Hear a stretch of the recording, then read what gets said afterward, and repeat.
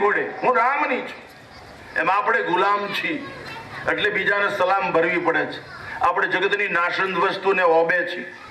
1 3 ઇંચની બીડી માણસને કેબિન સુધી ખેંચી જાય છે, એના કરતા એની માં પથ્થર જન્મ તો કોઈ ગરીબ માણસની દિવાલમાં કામ આવે. આ તો આખો ભાર રૂપ પૃથ્વીની અંદર જન્મીને મરી જાય. कुछ करके दिखा दो, वो अपनी हस्ती मिटा दो. कई કરી બતાવો, નહીં તો જગતની અંદરથી રજા લઈ લ્યો. હું તમારી સામે 65 વર્ષનો છું.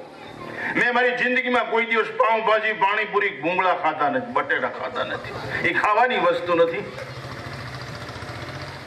અમે એને હાથ અડાડતા નથી. દૂધ પીવું, હું હજી 10 દૂધ પી જાઉં. આ મારે અહીંયા ગાયું છે. તમારી પ્રજા ગર્ભમાં હોય ત્યારથી જ માતાઓ એનામાં સંસ્કાર પડે એવું કામ કરો.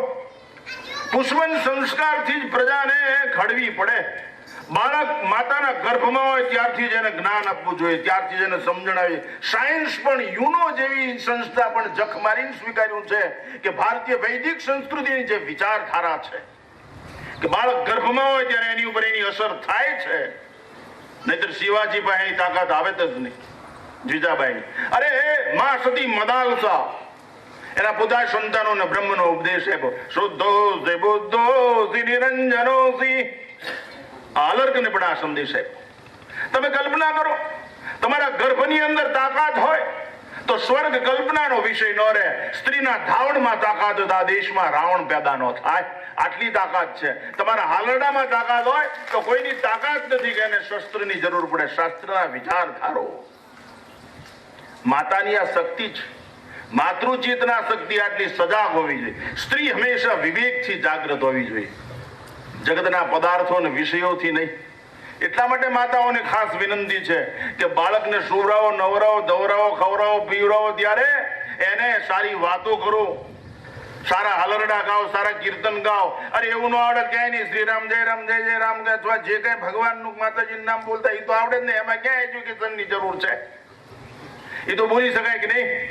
એ વેવ્સ, એ સ્પંદનો એને સ્પર્શ કરશે. સર્પને સ્પંદનો સ્પર્શ કરે છે. સર્પને હું મારે ત્યાં મારા આશ્રમમાં બરણીમાં કોબરા પૂરું, એની ઉપર એક મોબાઈલ મૂકું અને બીજા મોબાઈલથી રિંગ વગાડવું તો વાઇબ્રેટ થાય. સર્પ તરત ફેણ મારે ઢાંકડાને. વાઇબ્રેશનની આ તાકાત છે. એમ તમારા બાળકમાં વાઇબ્રેશનની તાકાત હોવી જોઈએ. આજ માણસો બ્લાઉઝ પીસ માટે કાપડ માર્કેટમાં 2 લાખ ભરી શકે. કંપનીઓ સિન્થેટિક ટાંકી, પંખાની ગેરંટી આપી શકે. હું એમ કહું છું, તમે પેદા કરેલી પ્રજાની ગેરંટી આપો છો કે દેશ અને સંસ્કૃતિ માટે, ધર્મ અને રાષ્ટ્ર માટે જીવશે? કે બોકડાની જેમ માવા ચાવશે, દેશી કોથળીઓ લગાડશે? યશોદા કા ખાના એ કંસ કા જમાના. હાલરડા આખો ત્યારે સુંદર હાલરડા ગાઓ. આ તો હુઈજા મરવ્યો બાવો એવો. અમે શું બગાડ્યું તમારું? સંતનો સંસારમાં જનજાત બ્રહ્માંડ જ્ઞાન કરી લહેર મેં ઠારક ઠામો ઠામ. અત્યારે માણસને એક બહેનોને મગજમાં એવી ભૂસું કરી ગયું છે કે મારો છોકરો ઇંગ્લિશ બોલે ને, મારો છોકરો ઇંગ્લિશ બોલે. અરે ભાઈ, તમારો છોકરો ઇંગ્લિશ બોલે, પૈસાદાર થઈ જાય, આઈએએસ થઈ જાય, આઈપીએસ થઈ જાય, આમાં અમારે કોઈ વિરોધ છે જ નહીં. એ બધું થઈ જાય, પણ અમે તમને કહી છીએ કે એ પેલા માણા થાય. માણા એ ફર્સ્ટ બી આ મેન, નકર તમને મહાજનમાં મૂકવા જાય છે. એ પેલા માણસ થવો જોઈએ. જો માણસ સિવાય કોઈ કપડા પહેરે છે? કોઈ દિવસ માણસ સિવાય સભા થઈ? કુતરા મીંદડાની કોઈ દી સભા થાય? મનુષ્ય સ્વભાવમાં પરિવર્તન લાવી શકે છે અને વિચારોથી જે પરિવર્તન આવે છે. એટલા માટે આ વિચારની સભા છે. If you think you will get, વિચાર કરશો તો પામશો. એકલા વિચારથી ભલું નહીં થાય. વિચાર એ ઔષધ છે ને આચાર એ આચાર એ જીવન છે. પ્રેક્ટિકલ લાઈફ હોવું જોઈએ. એકલા વિચારથી ભલું નહીં થાય. વિચાર કરતા એ આચાર એ આરોગ્ય છે. આરોગ્યની સંપન્નતા. પર્યાવરણ વગર આરોગ્ય કોઈના બાપની તાકાત નથી બચી શકે. મારા આશ્રમનું પર્યાવરણ બગાડી શકે એવા કોઈ માણસને નો એન્ટ્રી એટ ઓલ. આજની તારીખમાં મા બાપ વિરુદ્ધ વ્યક્તિને આપણા આશ્રમમાં પ્રવેશ નથી. મારા આશ્રમમાં વૃક્ષો છે, આસોપાલો, એમાં જવું નથી, એ ડીપ વિષય છે. પણ તમારે એ વાવવા જ પડશે. છોડમાં રણછોડ, એમાં કોઈ છૂટકો નથી. આ સાહેબથી હું પરિચિત છું અને સાહેબના કાર્યથી પરિચિત છું. એમને ચકલી માટે મોટી જેહાદ ઉપાડેલી. મારા આશ્રમમાં મેં અત્યાર સુધીમાં 500 ચકલીઓને ઉછીરીને ઉડાડી દીધી છે આસમાનની અંદર. મારે ત્યાં છે ઊંડા. હું રડ્યો તો ભગવાન શિવજી પાસે કે આ મોબાઈલના ટાવરો અને આ નીચ ગદ્દારોની જીવન પદ્ધતિએ આવા સુંદર મજાના કિલકિલાટ કરતા પક્ષીઓ મારા આશ્રમમાં ટીવી નથી, હું કોઈથી ટીવી જોતો જ નથી. I know very well electronic instrument શું કહેવાય એનું મને પૂરેપૂરું જ્ઞાન, કારણ હું ભણેલો છું. સમગ્ર રાષ્ટ્ર અને વિશ્વથી બહુ પરિચિત છું, સામાજિક અને પ્રાણીઓથી પણ તમને એમ કહું છું, બે ગલુડિયા રમતા હોય, એક વાછડું ગાયને ધાવતું હોય, એક માં છે એ પોતાના બાળકને ધવરાવતી હોય, એ લાઈવ ટેલિકાસ્ટ ફ્રોમ નેચર, એ જીવન પ્રસારણ છે, એ જોવાય. જે સૌંદર્ય મોર એટ્રેક્ટિવ છે, તમને ખેંચે. ભગવાન શિવજી છે એ સૌંદર્ય છે, ભગવાન રામ એ સૌંદર્ય છે, ભગવાન કૃષ્ણ એ સૌંદર્ય છે, એ ખેંચે તમને. જે ખેંચે એનાથી વિકાસ થાય અને વિકાર જાગૃત ન થાય એ શાશ્વત સૌંદર્ય કહેવાય. બાકી બીડી ખેંચે તમને તો વિકાસ ન થાય, રકાશ થાય, કઠણાઈ શરૂ થઈ જાય, કેટલી પ્રકારની. જે સૌંદર્ય હોય, મારા આશ્રમમાં મા બાપ વિરોધી માણસને પ્રવેશ નહીં, વ્યસની માણસને ગમે એવો સાધુ હોય ને, ગમે એવો મોટો લોર્ડ હોય ને, બીડી પીતો હોય કે તમાકુ ખાતો હોય, એને આશ્રમમાં પ્રવેશ જ નહીં. નો એન્ટ્રી એટ ઓલ, જગ્યા જ નહીં. અરે એકવાર હું દિલ્હીથી અમદાવાદ પ્લેનમાં આવતો હતો, એક એર હોસ્ટેસ છોકરી મને ઘડી વડે કે hello Swamiji what you want, make two please I request you keep અવે. તમે દૂર ઉભા રહ્યો, મારે કઈ જોતું નથી. હવે પ્લેનમાં બેઠા એટલે કઠણાઈ, એને તો આપણે કહેવાય નહીં એટલી બધી રીતે. એ ઘડી વળી પૂછ્યું ને, મેં કીધું કઈ જોતું નથી, તમે દૂર ઉભા. કે તમને કેમ મારી ઈર્ષા છે બાપુ? મેં કીધું હું તારા બાપ કરતા મોટો છું, તું મારી પાસે આવી ને એટલે બાશ આવે છે મને, વાશ, દુર્ગંધ. મને કે છે નહીં. મેં કીધું મોઢે જે બધું લગાડ્યું છે ને એની દુર્ગંધના કારણે મને ઉલટી થાય એમ થાય છે, એટલે હું તને કહું છું કે હવે આ બધા જેવા તેવા લોંદા, એમ અત્યારની સ્ત્રીઓ જેવા તેવા લોંદા લગાડી દે ને એનું બાળક બચ્ચી ભરે, એને શું વિટામિન મળે, એને શું વાત્સલ્ય મળે, એ માં શું આપી શકે? એ બધી વસ્તુ સારી છે. એ કોસ્મેટિક આઈટી, રાસાયણિક પરિસ્થિતિ બહુ ખરાબ છે, એ લગાડાય જ નહીં. આ દેશમાં જન્મા છો, રખિયા લગાડો. આ દેશમાં જન્મા છો, અરે એવો શંખજીરુનો પાવડર આવે છે, લગાવો. કેટલી વસ્તુઓ છે લગાડવા જેવી. ગાયનું છાણ લગાડો, હળદર લગાડો, દક્ષિણ આખું લગાડે છે. ભૌગોલિક પરિસ્થિતિ અનુસાર જેની આવશ્યકતા હોય લગાડો. તમારા છોકરા ઇંગ્લિશ બોલે એમાં અમને કોઈ વાંધો, અમે ગુજરાતી ભણ્યા તો ઇંગ્લિશ બોલી છે. અમે અમારી બાન ધાવીને મોટા થયા છે. હું હજી ગાનું દૂધ પીવું છું. માતાઓને વિનંતી છે, ઇંગ્લિશમાં હાલરડા ગાઓ, અમને કઈ વાંધો નથી. ગમ ગમ ગમ ગમ Narayan, give me darshan Sada Shiva, always do I parayan, always love I Gita Ramayan. પણ તમારો છોકરો છે એનામાં અભયમ સત્વ, ગીતાના 16મા અધ્યાયમાં ભગવાન અર્જુનને કહે છે, દેવાસુર સંપત્તિ વિભાગમાં અભયમ સત્વ સંસુતિર જ્ઞાન યુગ વ્યવસ્થિતમ દાનમ નમસ્ય યજ્ઞ સ્વાધ્યાય તબાર્જવમ. તમારી પ્રજામાં નૈતિકતા હોવી જોઈએ, તમારી પ્રજામાં સદાચાર અને સદગુણ હોવા જોઈએ. મીઠું ખારાશ છોડી દેતો, ગોળ ગળપણ છોડી દેતો શું દશા થાય? એનો સ્વભાવ બદલાઈ જાય, વિકૃતિ આવી જાય તો ઉપયોગની શું સ્થિતિ થાય? એ માણસ માણસાઈ મૂકી દેતો મા બાપ વારે ચડી જાય. યાદ રાખજો, 500 રૂપિયાની પાવર ચોરી કરીને 100 રૂપિયા ધર્માદામ લખાવો, તમે રાષ્ટ્રદ્રોહી છો. એ 100 રૂપિયા પાપ સિવાય બીજું કઈ નહીં કરે, તમને મોક્ષ નહીં આપે. 1000 રૂપિયા મંદિરમાં લખાવતા પેલા વિચાર કરો, તમારો ભાઈ દેણાના કારણે જો ઝેર પીતો હોય 500 રૂપિયા માટે, તો પેલા 1000 રૂપિયા એને આપો, એનું નામ ધર્મ કહેવાય. It's religion bad. ધર્મ વ્યવહારમાં હોવો જોઈએ, વાણીમાં નહીં. સૂર્ય પ્રકાશે છે એનો ધર્મ છે, ચંદ્ર શીતળતા આપે છે એનો ધર્મ છે, ગંગા વહે છે એનો ધર્મ છે, કોયલ કલકલ લીલા ચહુકો કરે છે, એ કેટલું આહ્લાદદાયક છે, કેટલો આનંદ આપે છે. આપણે બોલી તો આપણા મા બાપની આંખમાં આંસુ હોય, એને દુઃખ થતું હોય કે આને મેં ક્યાં જન્મ આપ્યો, એ જિંદગી શું કામની છે, એની કોઈ કિંમત નથી. અમને પૈયે લાગો, અમને હાર પહેરાવો, અમને શાલ ઓટાડો, બાપુ બાપુ કયો. આ કલ્યાણનો ઈજારો અમારા બાપનો છે. જે વ્યક્તિ એના મા બાપનો આદર ન કરતી હોય, વડીલોને સન્માન ન આપતી હોય, નાનાને પ્રેમ ન કરતી હોય, એવા માણસો અમારા પૈકી 1000 વાડે તો મોક્ષ ન મળે, પુણ્ય ન મળે. આ કોઈ બાપનો ઈજારો નથી, સંસ્કાર ઘરેથી શરૂ થાય, ઘરેથી. તમારી પ્રજાને પેલા દૂધ પાતા શીખડાવો, ગાનું દૂધ પાવો, પેપ્સિન કોળા નહીં.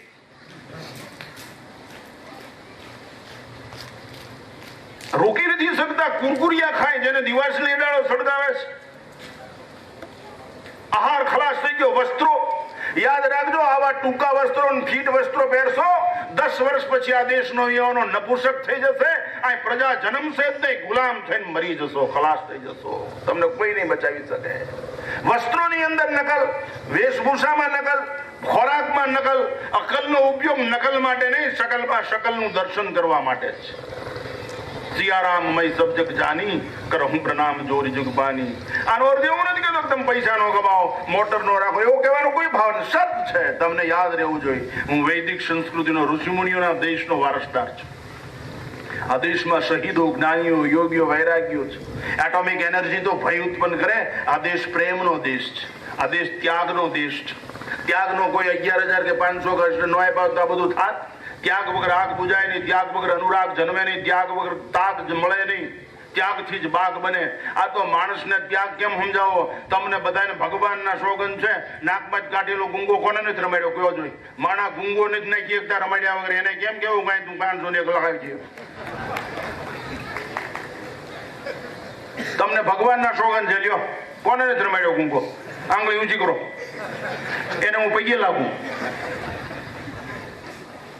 માતાઓની મારી કરબદ્ધ પ્રાર્થના છે, બાળક તમારી પાસે 6 વર્ષનું હોય ત્યાં સુધી રહે છે, એને કેવું બનાવવું એ તમારા હાથની વાત છે. બાળક કેવું બને, સુશીલ અને ખાનદાન બને. સૌંદર્ય, તમારી પ્રજામાં સદગુણ અને સદાચારથી સૌંદર્ય આવશે.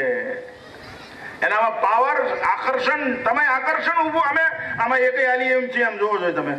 આમાં અમે એક આલી, કોઈ દાઢી જોવો, કોઈ ચોટલી જોવો, કોઈનું પાંખ જોવો, કોઈ જશ, એક આલી એમ જખ મારીને પૈકી લાગવું પડે છે. અમને કોઈક જોવા આવે દે કઈ દે કાંઈ, પણ અમે અંદરથી જીવી છીએ. જન્મ મરણ આપણા હાથમાં ન હોય તો કઈ નહીં, જીવન આપણા હાથમાં છે. How to live divine life. જીવનનો અર્થ એવો નહીં જી એટલે જીવન, વ એટલે બધું, ન એટલે નાશ પામવું. જીવવું બધું નાશ પામવું. એ ડ્રિંક એન્ડ બી મેરી, ખાવ પીને જલસા કરો, તેનું કરીને ઘી પીવો, પછી ક્યાં કોઈ ઉઘરાણી આવવાનું, મરી ગયા પછી ક્યાં? આ જિંદગી છે. ધોરાજીનું ઉપલેટલા એટલે જુગારનો પ્રદેશ, તમાકુનો પ્રદેશ, માવાનો પ્રદેશ. હું એમ કહું છું, મોક્ષેશ્વર મહાદેવની સ્થાપના કરી હોય, તમે આટલો બધો ખર્ચ કર્યો હોય, વરસાણ જાળ્યા તો ઐતિહાસિક ગામ હોય, અને આ ગામની રોશની, આ બ્રાહ્મણો આટલા બધા શ્લોક બોલ્યા, 1600 પૂજન કર્યું. એ 2 બ્રાહ્મણો ભણેલા હશે, એના ઉચ્ચાર શુદ્ધિથી ઉપર ખ્યાલ. હું તમને એમ કહું છું, આટલું બધું જતન કર્યું, ગામમાં શોભાયાત્રા કાઢી, સંતોને હારે ફેરવા. જો તમે ખરેખર આ ઉત્સવને ઉલ્લાસમાં ફેરવવા માંગતા હો, વિલાસ નહીં. ઉત્સવ છે એ ઉલ્લાસ સુધી શોભે, વિલાસમાં ડ્રાઈવર નહીં. આ ઉત્સવ પછી બટુક પૂજન થશે. ઉલ્લાસમાં ફેરવવા માંગતા હો, તમને તમારી માએ માણસ તરીકે જન્મ આપ્યો હોય તો અહીં બેઠેલા તેટલું નક્કી કરી જ લે કે હું આજથી કોઈ દિવસ જગતની નકામી વસ્તુને હાથ નહીં અડાડું. મારા દીકરા કોઈ દિવસ એ તરફ ને ભણાવો, તમારા દીકરાને શિક્ષિત બનાવો, એનામાં સદભાવના. શિક્ષિત હોવું આવશ્યક છે, દીક્ષિત હોવું અનિવાર્ય છે. સ્વચ્છતા આવશ્યક છે, પવિત્રતા અનિવાર્ય છે. સગવડતા આવશ્યક છે, સમજણ અનિવાર્ય છે. સમજણ ન હોય તો સગવડ શું કામની? સમજણ વગરની સગવડ રાવણ જેવી હાલત ઉભી કરે. સમજણ વગરની સગવડ અગવડ ઉભી કરે, ગડબડ ઉભી કરે, વટવડ ઉભી કરે. સમજણ વગરની સગવડ શું? કબજિયાત વાળાને એસી સંદેશમાં બેહાડી દો, શું કામનું? કબજિયાત વાળાને એસી સંડાસમાં નો બેહાડે, એને પેલા રૂપિયાની હરડે અપાય, એ ફાકી લે, પછી એનું પેટ સાફ થાય. એમ સમજણ હોવી જોઈએ. બાળકને શું આપવાની જરૂર છે એની માને ખબર હોવી જોઈએ. આ તો 8મા ધોરણમાં આવે ત્યાં મોબાઈલ, 8મા ધોરણમાં આવે ત્યાં એક્ટિવા. યાદ રાખજો, વેસ્ટર્ન કલ્ચરની નકલ કરશો, દુખી થઈ જશો. આ દેશ શેનો છે? શા માટે? આ દેશ રામાયણનો છે, રમની બોટલનો નહીં. આ દેશ કૃષ્ણનો છે, ગીતાના શ્લોકનો છે, ગાયના માંસનો નહીં. યાદ રાખવું જોઈએ. આજ આપણે એના વારસદાર છીએ. બધા માણસને નશો હોવો જોઈએ. હું નશામાં જીવું છું. હું સંન્યાસી હોવા છતાં 24 કલાક નશામાં જીવું છું. મેં એક જ વાર નશો કર્યો છે, બીજી વાર નશો કરતો જ નથી. અને મેં એવો નશો કર્યો છે કે મારું લક્ષ્ય સિદ્ધ ન થાય ત્યાં સુધી એ નશો ઉતરે એવો જ નથી. કારણ મારી પાસે તમાકુનો નશો નથી, શરાબનો નશો નથી, સુંદરીનો નશો નથી, સંપત્તિનો નશો નથી, સત્તાનો નથી. મારી પાસે સદાચારનો નશો છે. મારી પાસે સદગુરુની શાનનો નશો છે. મારી પાસે સદગુરુના બતાવેલા માર્ગનો નશો છે. મારી પાસે કેપ છે. હું ભગવાનનો છું, ભગવાન મારો છે. હું ભગવાનનો છું માટે હું હોટલમાં ન હોઉં. હું ભગવાનનો છું માટે હું વેશ્યાગૃહમાં ન હોઉં. હું ભગવાનનો છું માટે ગંજીબોધો મારા હાથમાં ન હોય. હું ભગવાનનો છું એટલે મારા ભાષામાં વિવેક હોય, મારા જીવનની અંદર મજા.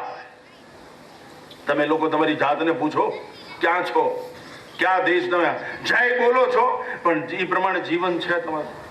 હે, હું આહિર સમાજની અંદર કાયમ હોઉં છું. કોઈ પણ જગ્યાએ અમારી બાજુ બેઠો મારો સેવક છે, ગઢડાનો આયર જ છે. હું તમને વિનંતી કરું છું, તમે પટેલ હો તો ભલે, આહિર હોય તો ભલે, ભરવાડ હોય તો ભલે, રબારી હોય, માણસ છો ને.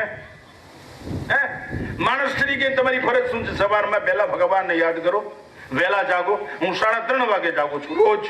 એક દિવસ માટે નહીં, હારું લગાડવા માટે નહીં, કોઈ કે માટે નહીં, પંપ દવા છાંટવા નથી જતો કઈ કપાસમાં. હું 3:30 જાગું છું કારણ કે હું માણસ છું.